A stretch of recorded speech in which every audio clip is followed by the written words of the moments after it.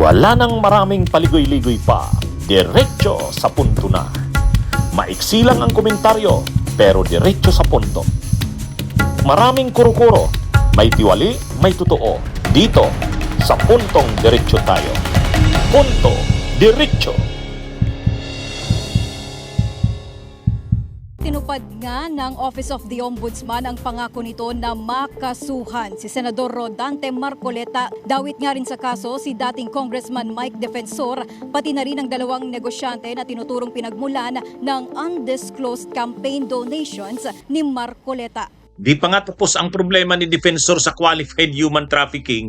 Ay di ba nung nakaraang linggo yan yung mainit na issue sa kanya? Hindi niya pa nga nalulusutan yung problema na yan. Mayroon na kaagad ngayong na-file, mas nauna pa, plunder. Hindi niya pa nga nalulutas yung problema niya dun sa qualified human trafficking. Mayroon na namang isang problema. Ang problema dito, yung dalawang itong kaso, pareho ito mabigat eh. Pareho ito seryoso at mabigat. Pareho kasi non-bailable eh. Dalawa ang posibleng mangyari sa kanya. Pareho siya makasuhan sa dalawa. May kaso na siya ngayon sa plunder. Baka sa susunod na mga linggo, ma-file na rin yung kaso sa kanya sa qualified human trafficking. Pareho yan unbailable. Pareho yan unbailable mga kabunyog. Itong plunder niya, tungkol ito doon sa kanila ni Marcoleta. Si Marcoleta kasi nakasuhan ng plunder. Ay sa plunder kasi, hindi lang naman yung public officer ang nakakasuhan. Yung private person na naging kasangkapan o naging kasabwat ng public officer, involved yung private person. Hindi naman makukumit ng public officer yon kung hindi dahil doon sa private person na involved. Sa case na ito, si Mike Defensor. So kasama siya sa makakasuhan. Yung qualified human trafficking naman tungkol dun sa kanyang KTV bar at dun sa kanyang Blue Hotel na may mga involved ng prostitution. Bakit qualified human trafficking? Kasi syndicated eh. Syndicated yung human trafficking. More than 3 ang involved. Na sino yung more than 3? Yung asawa niya, yung dalawang anak niya. Yun, more than 3. At ang biktima, more than 3 din, kaya large scale. Bakit more than 3? Ay, ang naabutan nga doon na na-save, na iligtas, ilan ba yun? Ilan ba yung naligtas doon? 55. Kaya ito mga kabunyog, mga kababayan, mabibigat itong mga problemang ito ni Mike Defensor. Sa bagay, ito mga kabunyog, mga kababayan, si Mike Defensor, ganyan lagi naman ang pinapasukan yan. Laging laging maraming problemang kinakaharap. Nung panahon ni Gloria, siya yung tumulong kay Gloria doon sa mga problema nito, NBN-CTE deal. Alam naman natin yun, yung mga na yun. Talagang si Mike, parang na siya, sanay na siya sa mga ganyang mga problema. Pero iba yung kay Gloria noon. Kasi kay Gloria noon, presidente si Gloria. Pinagtatanggol niya noon si Gloria sa NBN-CTE deal, sa Hello Garci. Pero ito, na siya dito, kasama niya si Marcoleta. Ito. Kaya sabi naman ni Mike Defensor, kaya niya daw lusutan ito. Wala naman, mahihina naman daw ang mga ebidensya sa laban sa kanya dito. Pwede. Kasi may kakayahan naman siya mag-hire ng mga abogado na magagaling. Pero, syempre, non-bailable kasi ito eh. Mga kasong ito. So, makukulong siya habang linalabanan niya yung kaso. Wala sanang problema kung bailable. Kasi kung bailable, dilalabanan mo pero malaya ka naman. Ito hindi. Lalabanan mo yung kaso habang nakakulong ka.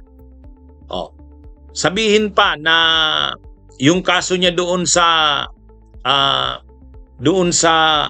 plunder kay Marcoleta, medyo mahina daw, sabi niya, ang kaso sa kanya doon ay yung qualified human trafficking. Paano yan? At ang masaklap dito kay Mike, kasama niyang akusado doon sa sa qualified human trafficking, yung asawa niya at 2 anak. Mabigat, Mabigat. In-interview pa si Mike Defensor dito sa plunder na kaso niya kay Marcoleta. Ang laging sinasabi ni Mike Defensor, hindi ko maintindihan bakit naging plunder yun, hindi naman public funds yun. Hindi niya ba naintindihan yung paulit-ulit na paliwanag?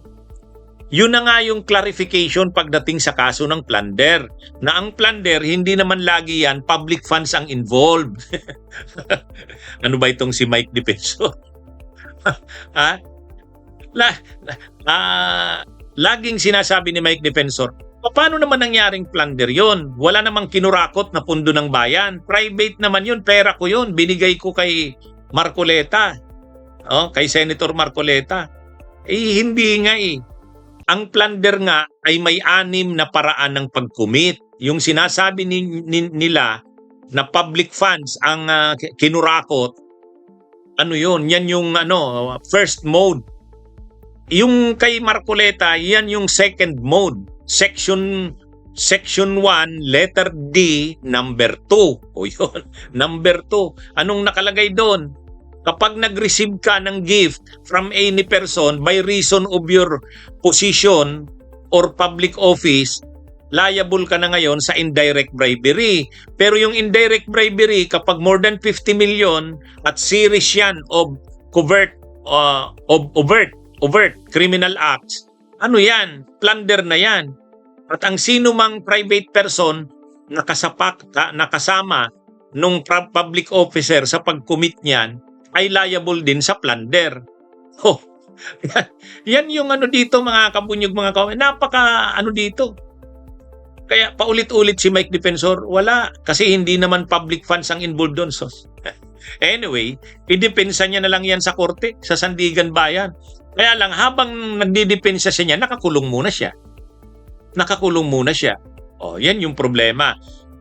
Kaya lang, paano kung habang nakakulong siya, patapos na yung kaso niya sa plunder, halimbawang malusutan niya yung plunder, mayroon na namang qualified human trafficking, non-bailable na naman. Ay, talagang matindi itong problemang ito ni Mike Defensor. Paano siya dyan na-involve? Dahil sa Duterte. Dahil sa Duterte. Okay, mga kabunyog, mga kababayan, magandang araw. Bunyog, halikan na kasama ka. Bunyog, kapag buklod ay may pag-asa. Luzon, Visayas, Mindanao, isa ang pananaw. Sa bagong Pilipinas ang bunyog isisigaw.